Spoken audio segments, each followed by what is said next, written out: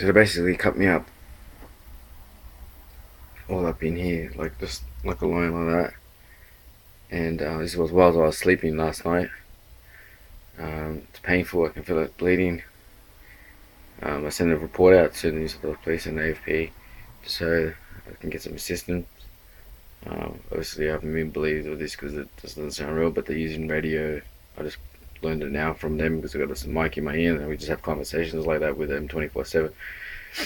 They're obviously, when you look at them, you won't go, oh, look, they're the guys with the, they can go out and stab you or punch you. Like, they won't look like that typical, they're professionals turned criminals that are into killing people with the radio medical equipment, or I don't know if it's more done for Wi-Fi or radio.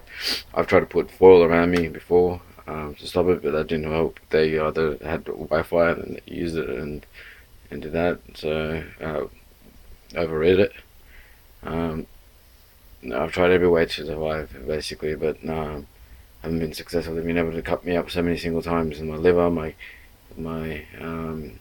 this area here, my heart, and I'm in a lot of pain. People go, okay, well, why aren't you dead? Like I was a healthy person. It's like poison slowly killing you in a kind of a type of way. If I explain it properly, that's how it is because they slowly cut you one here, cut you one here, cut you one here, cut you one here, and it takes your effect and slowly killing me. And that's basically what it is. And that's through that Wi-Fi medical equipment. And the only way it looks like it's possible, you can look in MRIs and you can see it in the background, but you have to get an expert radiologist that's seen the equipment, then they go, oh yeah, that's exactly what it is. But he's seen it from, oh okay, and it looks alright in the flesh. Only comment on the bone, but not on the organs or whatever, just vice versa. And that way they miss it. So this is basically what's been happening to me. I have one good imaging, and that's what I said to the police just recently. He probably would read it today.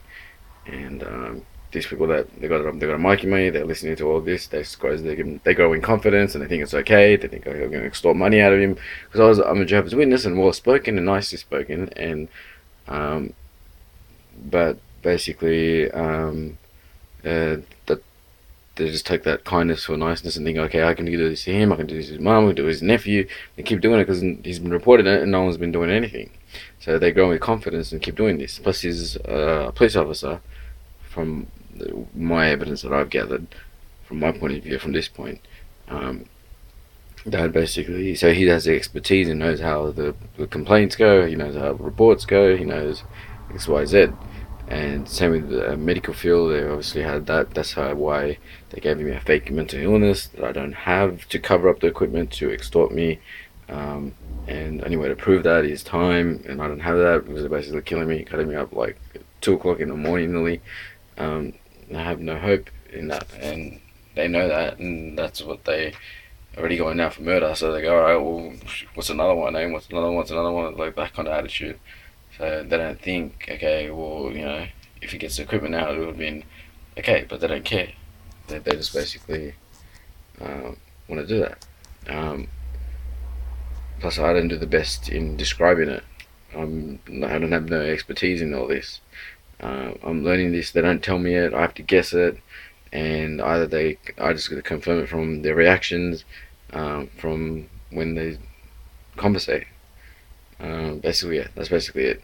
I'm in a lot of pain, and I can feel the bleeding inside, and it's cut up pretty bad. I'm gonna go try to do some witnessing work because that's the most important thing that gives me hope is just giving out some tracks or something like that. So hopefully that will um, give me some comfort at the moment because I don't know what to do. If I run up to the hospital, they won't believe me. I can go do a scan. I'll probably do that tomorrow. And then I've got to fend off these people 24/7, conversating, listening, and dealing with them and their conversations, and then pumping each other up, and then trying to cut me up and moving their equipment. And they just attack you before you even get to say anything. So there's nothing that I can do. Like I can put my hand there and stop it or block it, and I can't do none of that stuff. I can't fight them off. They're just driving around whatever they're basically doing. I mean, they're driving around doing whatever they want to do. So I don't have it.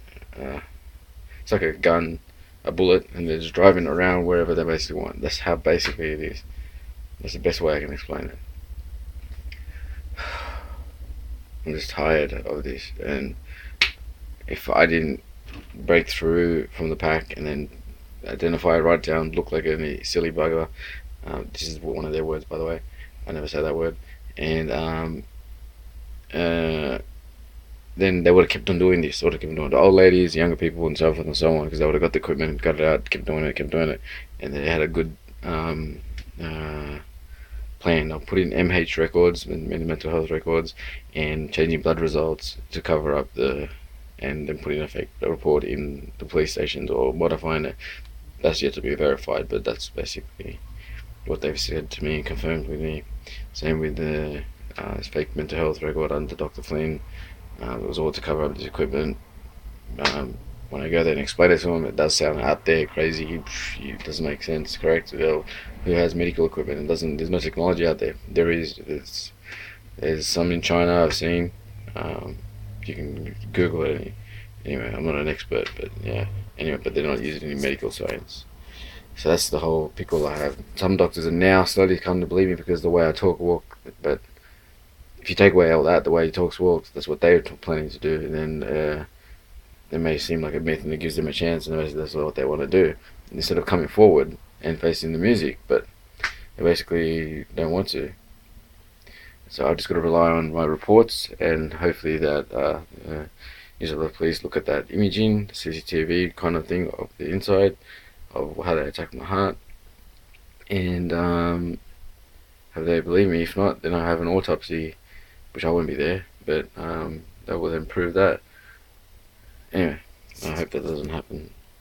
I wanted to live. I wanted to do everything. I was building my house when this all happened. Anyway, this is Chris Pace at Adworth, 31.